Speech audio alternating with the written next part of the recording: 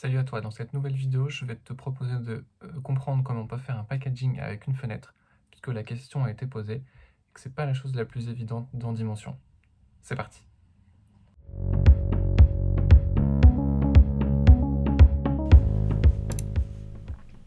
Alors la première étape, ça va être dans Illustrator, mais ça, je t'invite à aller voir la vidéo précédente, de refaire ton packaging.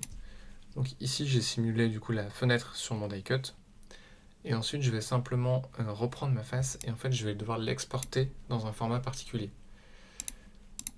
Donc ici c'est ma face avec ma fenêtre, et ce que je vais faire c'est que je vais devoir l'exporter en .obj pour pouvoir la réimporter après en tant que modèle dans Dimension. Donc là je fais mon tracé, ici c'est le rendu, mais pour exporter le .obj, je vais devoir la faire en 3D. Donc je vais utiliser le panneau ici 3D. Et là pour éviter de me retrouver avec trop d'épaisseur, moi je vais juste utiliser le plan. Pour l'instant les réglages, peu m'importe, moi tout ce qui m'intéresse ici ça va être de pouvoir ensuite la prendre, la faire glisser là-dedans, et du coup de pouvoir exporter cette partie-là. Ici ça va se débloquer ici, voilà pour le .obj. Je vais supprimer mes anciennes versions, et du coup je vais pouvoir exporter que celui-là en .obj, tout le reste ça reste bloqué donc je ne pourrai pas le faire. Et donc ici je vais exporter, donc moi je l'avais déjà fait donc ça arrive à cet endroit là, et ensuite c'est retour dans Dimension.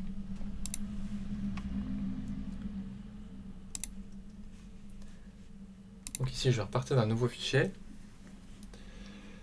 et là on peut travailler avec plusieurs méthodes. Soit on va utiliser un cube et on va supprimer une face. Donc par exemple je vais le faire ici, il faut bien que je le convertisse en modèle standard, et ensuite je peux utiliser la baguette magique pour aller sélectionner une face et la touche effacée pour supprimer la face que je veux retirer.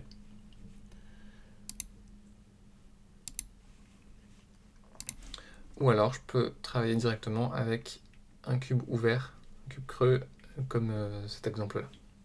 Pour avoir testé les deux, le cube sur lequel on vient retirer une face, c'est un poil plus compliqué, parce qu'il faut jouer avec deux cubes différents de taille très très proche, pour éviter d'avoir les faces qui se remettent à l'intérieur.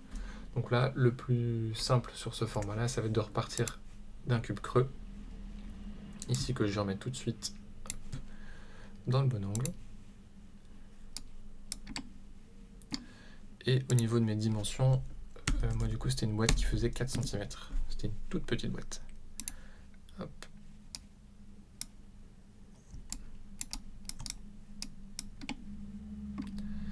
Voilà, donc là j'ai en gros la partie arrière de mon packaging, de ma boîte, et maintenant je vais pouvoir venir importer la façade qui reste. Donc là je vais dans Fichier, je fais importer un modèle 3D, et ici je vais retourner dans l'onglet Obj, hop, ici, et je vais aller chercher du coup la face qui reste.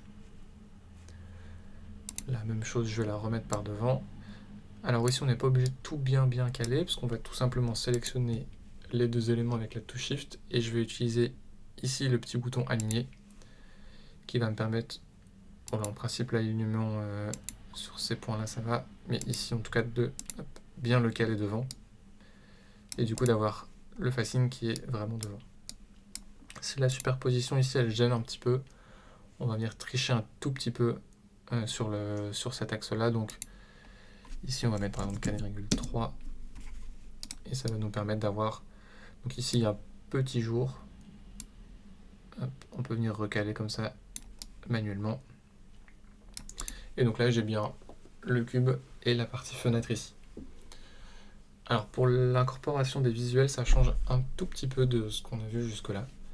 Donc là moi par habitude ici je vais venir regrouper avec commande G pour créer un groupe ici, et tout de suite je vais faire une sauvegarde.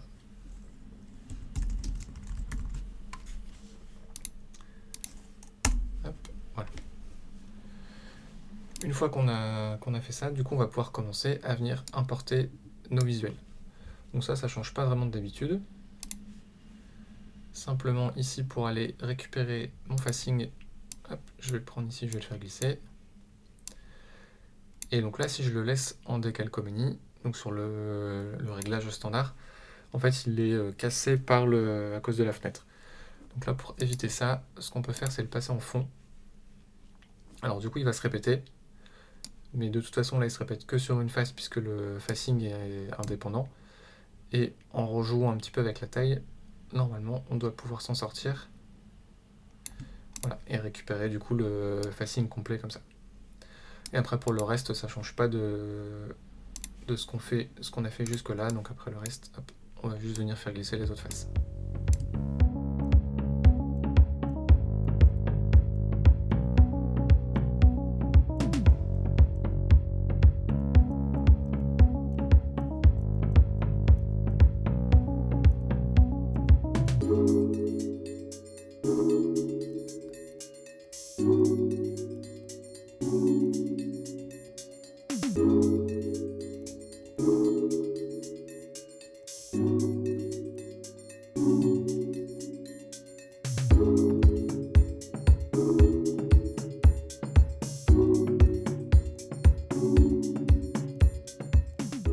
Voilà, donc là je m'entoure avec ma boîte. Et après c'est comme d'habitude. Et ici moi pour mon exemple je l'avais mise sur du fond noir. Avec une petite texture de papier. Ici qui va venir sur le groupe en entier directement. Et après on peut venir s'amuser à venir, ce que j'avais fait dans mon exemple, c'est rajouter une autre forme à l'intérieur, qui serait par exemple la forme du produit. Donc ici, hop.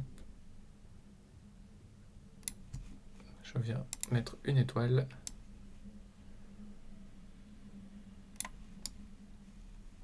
Donc là elle dépasse encore un tout petit peu. Voilà. Et venir la positionner un petit peu de travers. Voilà.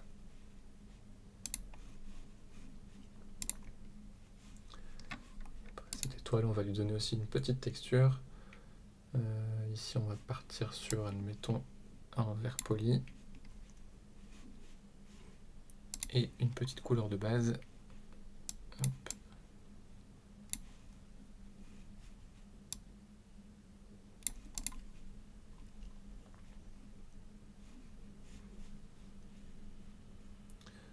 Voilà, la lumière est pas terrible. Plutôt partir voilà, sur une lumière comme ça en 3 points. Et là, du coup, je récupère bien mes 3 réglages. Et là, je vais pouvoir m'amuser un peu plus avec les différentes lumières. Hop.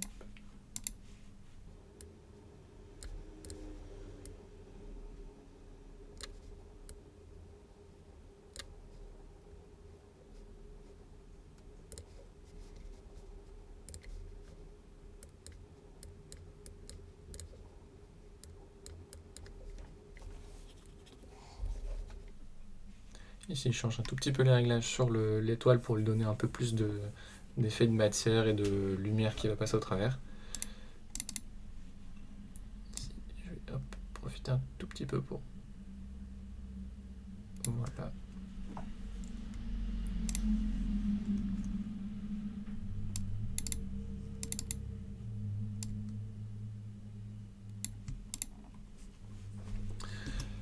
Voilà, et du coup, je vais aller générer mon export. Voilà, tu l'auras compris, c'est pas super intuitif de faire un packaging avec une fenêtre dans Dimension, mais en bidouillant un petit peu, c'est possible. J'espère que tu as trouvé les infos que tu cherchais. N'hésite pas à t'abonner et à mettre des commentaires. Salut!